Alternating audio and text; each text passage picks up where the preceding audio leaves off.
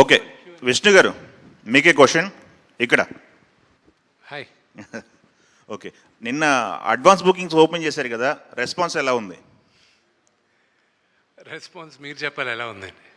Bookings అన్ని చూస్తుంటారు కదా, మీకు ఎలాంటి రెస్పాన్స్ వచ్చింది ఏంటి?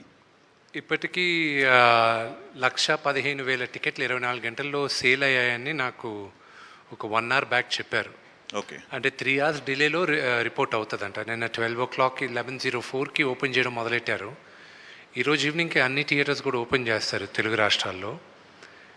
So you know 1,15,000 tickets, you know I'm humbled. అంటే ఇది శివలీల లాగే ఉంది నాకు.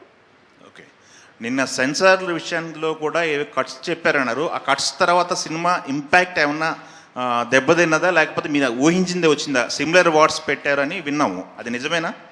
సెన్సార్ అనేది I have to thank them also. వాళ్ళు బాగా సపోర్ట్ చేశారు. You know I have to thank everybody, though it was very challenging. నాకు వచ్చిన బిగ్గెస్ట్ ఇబ్బంది ఏంటంటే, మన సౌత్ ఇండియాకి మనకు తెలుసు కన్నప్ప కథ. నార్త్కి వెళ్ళేసరికి శివలింగం పైన కాలు పెట్టేది, నోట్లోంచి నీళ్ళు పోసేది వాళ్ళు ఒప్పుకోలే. దానికి నేను ఫైట్ చేయాల్సి వచ్చింది. నేను ఈ సినిమా తీసింది ఈ తరానికి మన కథ తెలియాలి, మన హీరోల కథలు తెలియాలి, మన దేవుళ్ళ కథలు తెలియాలి, మన ఇతిహాసం తెలియాలి.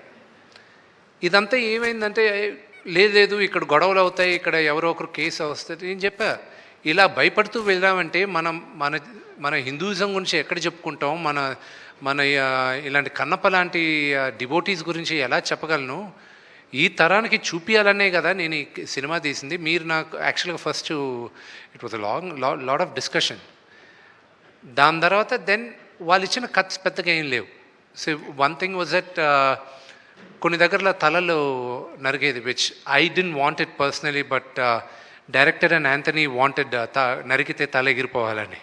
సో ఐ వాజ్ లైక్, నాకే కొంచెం ఇదిగా ఉంది. సో ఐ సెడ్ లేదు అన్న. So those were the 2 things. And blood ఎక్కడో దగ్గర ఎక్కువ కనిపించిందని. అండ్ ఆ రోజుల్లో వాడిన పదం ఒకటి, నీలాంటి నీచ జాతికి అనేది ఆ వర్డ్ ఒకటి రీప్లేస్ చేయమన్నారు.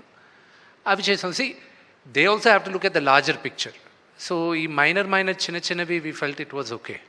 ఓకే, ఇంకొకటి అండి విష్ణు గారు ఇక్కడ.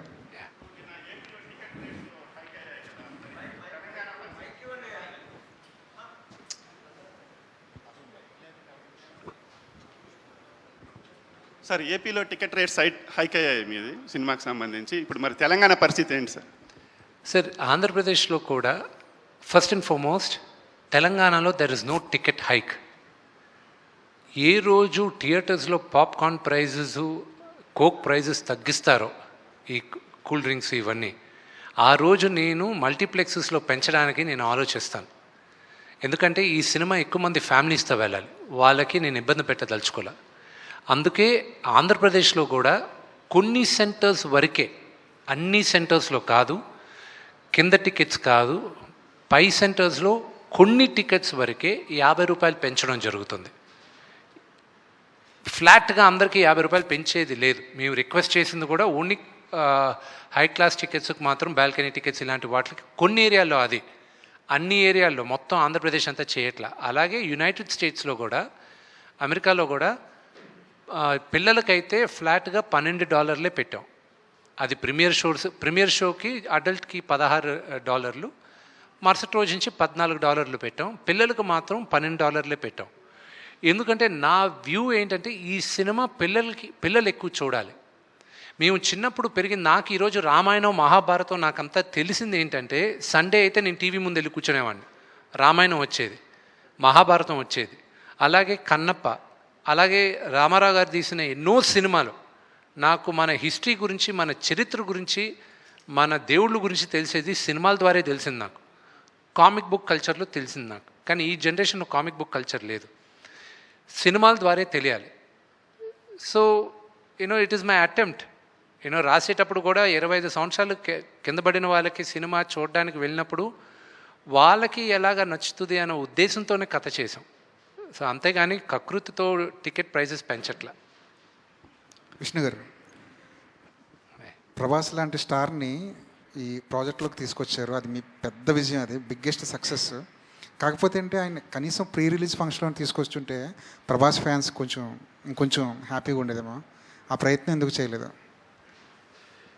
నా బ్రదర్కి మొహమాటం, కొన్ని అతను కంఫర్టబుల్గా ఉంటాడు, కొన్ని అతను అన్కంఫర్టబుల్గా ఉంటాడు.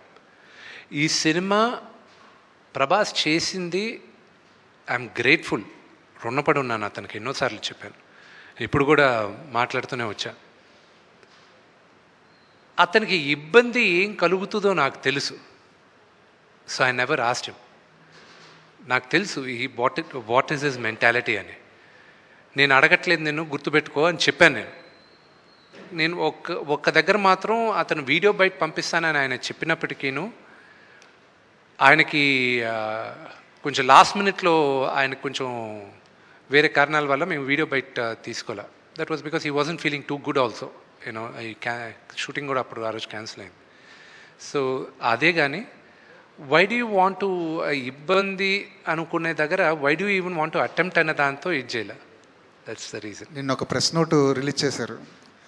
అది సినిమా రిలీజ్కి ముందు ఒక ప్రొడ్యూసర్ దగ్గర నుంచో ఒక హీరో దగ్గర నుంచో అలాంటి ప్రెస్ నోట్ రావడం ఇదే ఫస్ట్ టైం. అది ట్రోలర్స్కి మాత్రమే సంబంధించిందా, లేదంటే రివ్యూలు చెప్పే వాళ్ళకి కూడా అది ఒక వార్నింగ్లో అనుకోవాలా?